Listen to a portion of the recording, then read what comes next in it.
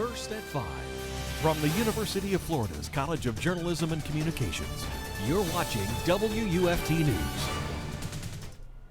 This is WUFT News First at 5. I'm Ethan Curtis. And I'm Nicole. Thanks for joining us and happy Valentine's Day. Flowers are a staple gift on the holiday of love, but the flower industry is facing unique challenges. WUFT's Kendall Brandt spent the morning with two florists to find out how flower shops in Gainesville are holding up. I visited the shops as they prepared deliveries for Valentine's Day. Both florists have been working hard to make their customers' Valentine's Day special. Arranging flowers is an art form in Terry Parker's eyes. I enjoy, as I say, painting with flowers, designing and making things look beautiful and for special moments. Practicing her art has proven to be a bit more difficult ahead of Valentine's Day. Global supply chain issues continue to contribute to a shortage of flowers ahead of Cupid's Arrow. It's been one of the hardest things that the flower shop industry has dealt with. Many local florists like Gainesville Floral Exchange had to place orders months ahead of time to ensure stock for Valentine's Day. We had to pre-book stuff back in October and November. Most local florists like Amber Barbour and Parker ran out of popular flowers for the holiday. No roses, tulips, carnations, or orchids to fill the vase. Gainesville Floral Exchange also had to stop accepting orders due to shortage of stock. Employees still work hard to get all the pre-ordered flowers delivered before the clock strikes on date night. None of us have went home since yesterday.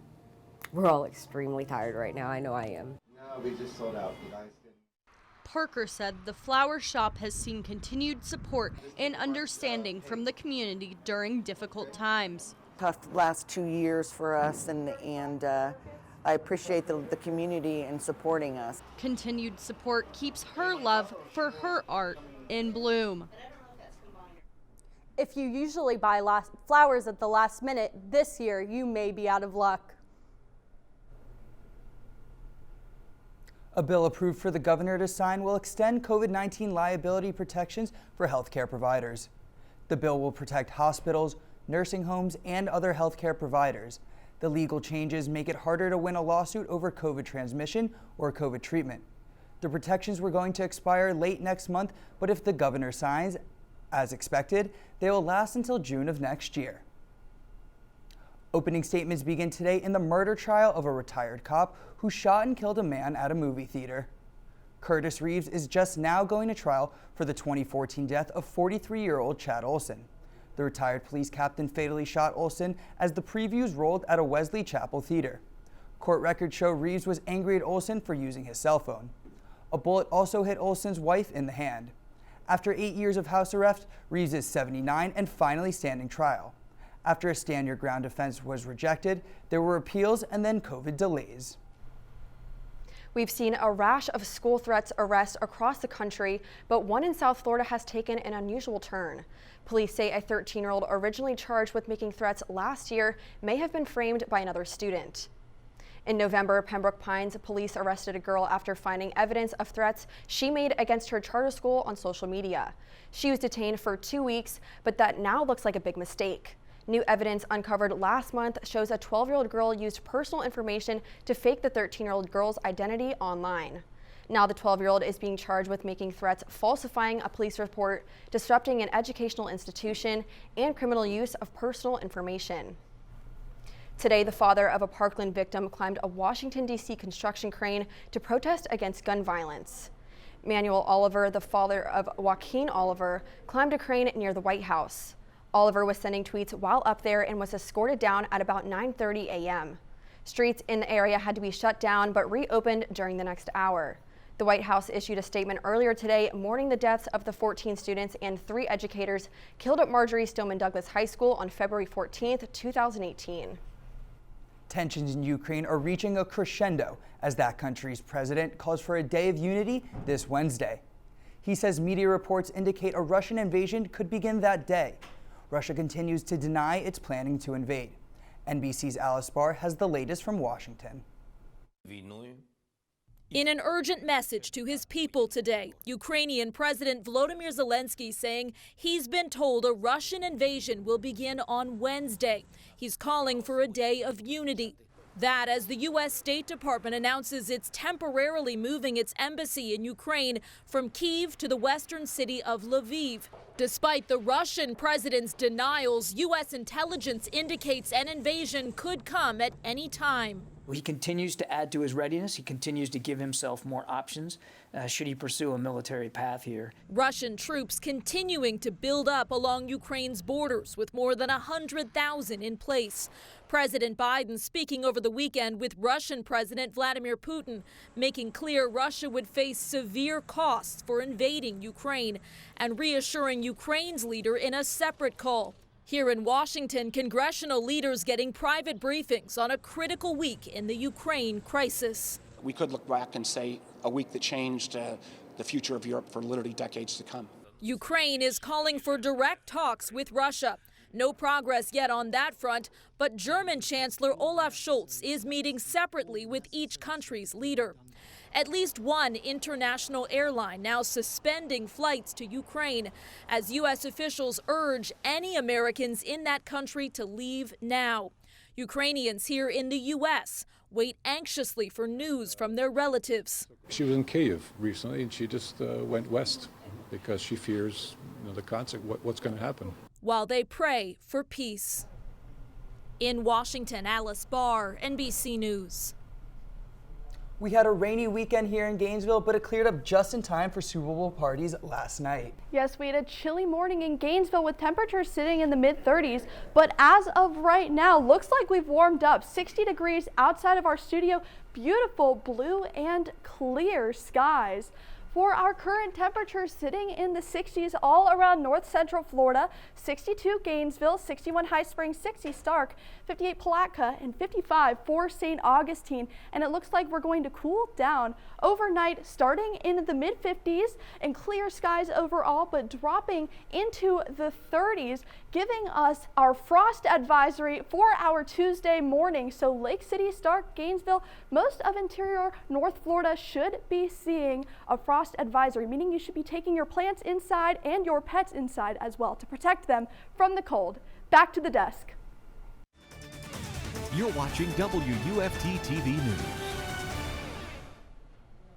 A Gainesville record label is trying to empower independent hip-hop artists. Co-owners Layla Fakori and brothers Jahi and Kari Kalfani say they view Diandia as an extension of the nonprofit work they participated in at an early age. Jahi Kalfani said the label has the capacity to bring people together in a way that regular nonprofit work does not. It can influence people's perceptions of each other in a music-oriented context. The label also dabbles in multimedia projects, including spoken word performances at the Hippodrome and the skateboarding contest alongside Samurai Skate Shop. The state may change the rules on the next alligator hunt to allow activity during late morning and afternoon hours. Most people hunt at night, and the hours have grown to 5 p.m. to 10 a.m. when the season starts each fall. FWC staff believes 24/7 approach would appeal to young and old hunters who might be more comfortable being out in the day and on the water during daylight. For everyone, it would eliminate worries about meeting the 10 a.m. cutoff for bringing in hooked alligators. FWC will consider the change in March when it also takes up a proposal to allow alligator hunting using airboat with tethered lines. The Florida State Fair opened Thursday in Hillsborough County, and organizers say visitors will find some unique food, fun, and entertainment. Fair organizers had a flip the switch ceremony at 6:30 a.m. Thursday to turn on the lights at the fairgrounds. The annual event is celebrating its 118th anniversary with new entertainment, like a water ski show on the lake and a motorcycle thrill show called the Wall of Death. New fair food will also be available, including Big Mac pizza and a donut dog. The Florida State Fair is open daily through February 21st. Red, White, and Blue Farm in Williston hosted its first Strawberry Festival this past weekend. The North Central Florida farm wanted to try something new to attract more visitors. The festival offered a variety of different activities, including strawberry and sunflower picking, food trucks, craft vendors, gemstone mining, tractor rides, a playground and slide, and carnival games. Over 2,500 people attended, another plus for agro-related tourism in the region. We mentioned earlier how nice the weather turned out to be today. But it will be a cool night. Our campus cam is showing clear blue skies as we head into the evening. When we come back, Julia Haley will have your full forecast.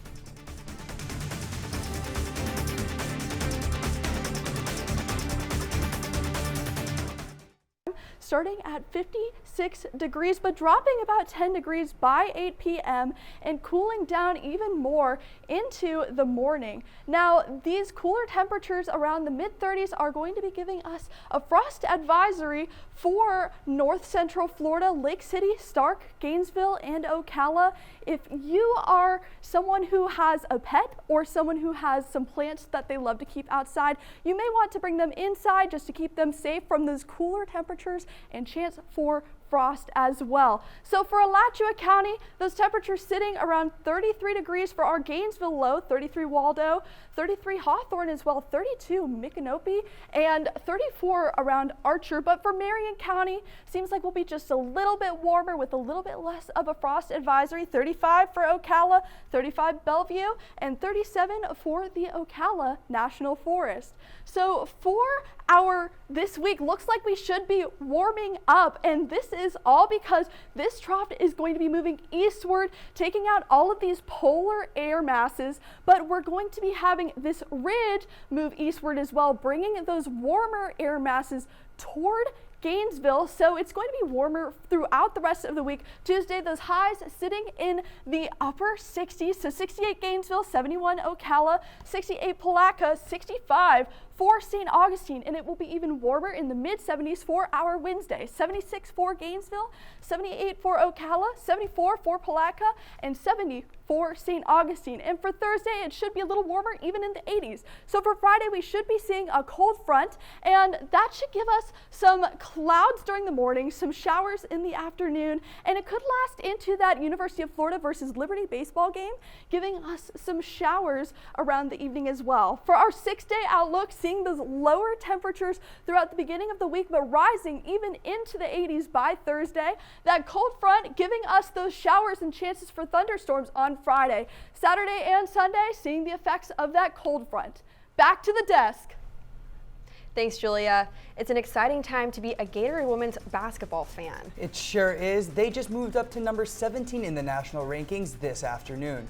The Gators have a chance to extend their win streak to 4 games tonight against Auburn. We'll be back for our local sports news after the break.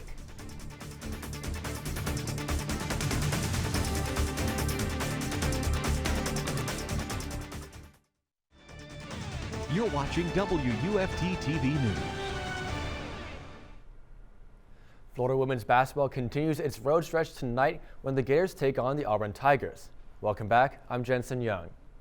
Currently ranked 17th in the nation, the Gators can extend their win streak to 4 with a victory tonight. On the other side, Auburn has just 1 SEC win on the season and is 9-13 on the year.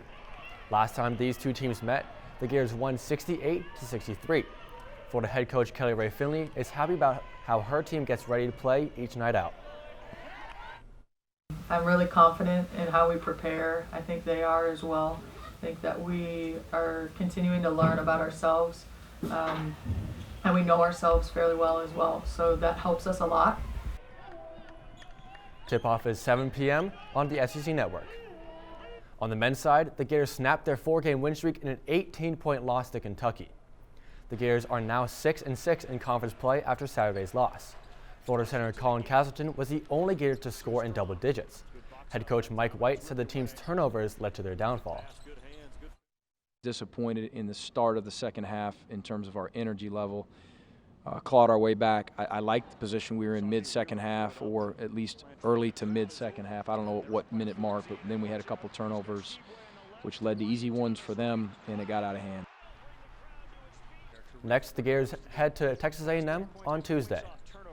Gator Gymnastics continues their run of success as they are now 8-0 in the season and ranked 2nd in the nation. The Gators won in a top 5 matchup against number 5 LSU on Friday night. The margin was very thin and saw Florida securing the victory by less than half a point. The Gators are now behind only Michigan in the NCAA rankings. This Friday, they travel to Kentucky to take on the Wildcats. The NFL season has officially come to a close with the Los Angeles Rams bringing the Lombardi Trophy home for the first time since 1999. The Rams beat the Cincinnati Bengals 23-20 and became the second team ever and the second team in a row to win the Super Bowl in their home stadium. Two former Gators received Super Bowl rings in Brandon Powell and Van Jefferson. The win is not the only good news for Jefferson, as his wife gave birth to the couple's second child. His wife went into labor during the game and had to leave the stadium. Jefferson left the post-game celebration early to witness his son's birth. That's your local sports news. Now back to the desk.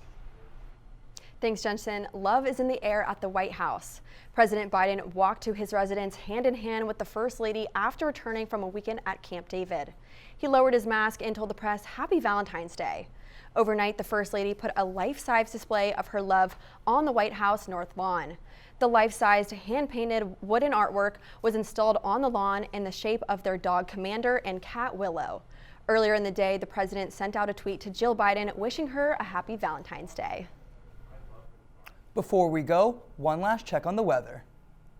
Looks like we are cooling down this Valentine's evening. Clear and cool conditions overall, but it will be a little chilly for date night, so you may want to bundle up. And that's all because this frost advisory should be happening a little bit later into our Tuesday morning. So in Central Florida, North Central Florida, of course, Lake City, Stark, Gainesville, Ocala, you may want to bring your plants and your animals inside. Overall, for our 6-day outlook, Tuesday, seeing those lower temperatures start to climb through Thursday, in the 80s on Thursday, but starting Friday, that cold front is going to be bringing in some cooler air, and into Saturday and Sunday should be seeing the effects of that cold front as well. Back to the desk. Thanks, Julia. BBC World News is next, and PBS NewsHour is coming up at 7. I'm Ethan Curtis. And I'm Nicole. That's our time for now, but your Florida news is always on at WUFT.org. Have a good night.